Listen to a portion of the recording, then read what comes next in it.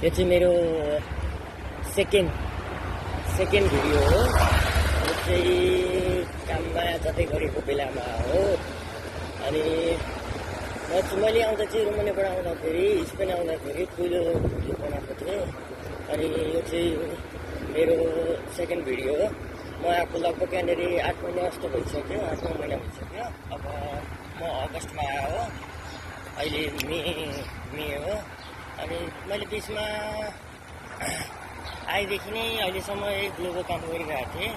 अनि धेरैजनाले मलाई सोध्नुहुन्थ्यो जसलाई यो ठाउँ कस्तो हो, यहाँ कसरी के गर्ने। कतिजनाले भन्नुहुन्थ्यो मलाई क्रोएसियाको भिजा लागेको छ, त्यहाँबाट स्पेन झारिदिन्छु भन्दैछ, त्यहाँ आउँदा कस्तो हुन्छ देखि लिएर धेरै कुरा सोध्दै हुनुहुन्थ्यो। अनि त्यही भएर चाहिँ मैले सोचेँ यसलाई एउटा भिडियो बनाऊँ न त भन्ने सोचिरहेको छु। अनि अहिले चाहिँ म काममा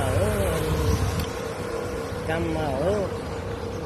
अनि मैले त 7-8 महिना भयो यो ग्लोबोमा डेलिभरीमा काम गर्न थालेको।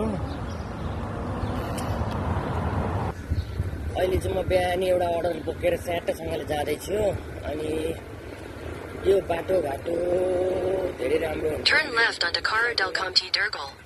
साइकलमा काम गर्न चाहिँ मजा आउँछ। यहाँनिर काम सिकिसकेपछि साइकलको ल्याएर टक्क हुन्छ ग्लोबोमा काम गर्न चाहिँ। सुरुमा आउँदा चाहिँ जसलाई अब हुन्छ नि ओ भन्ने जस्तो लागेको थियो, तर अहिले चाहिँ लास्ट रमाइलो लाग्छ यो काम गर्नलाई। अब म चाहिँ स्याट यहाँनिर चाहिँ साइकलको लेन छैन, यहाँ चाहिँ गाडीको लेनबाट स्याट जाने हो।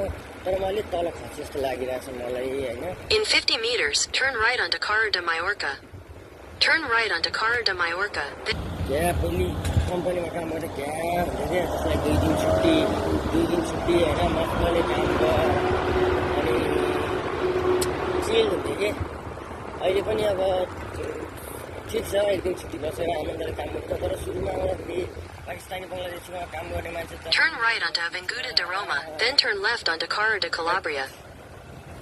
15-17 घन्टा काम गरेर बिना छुट्टीमा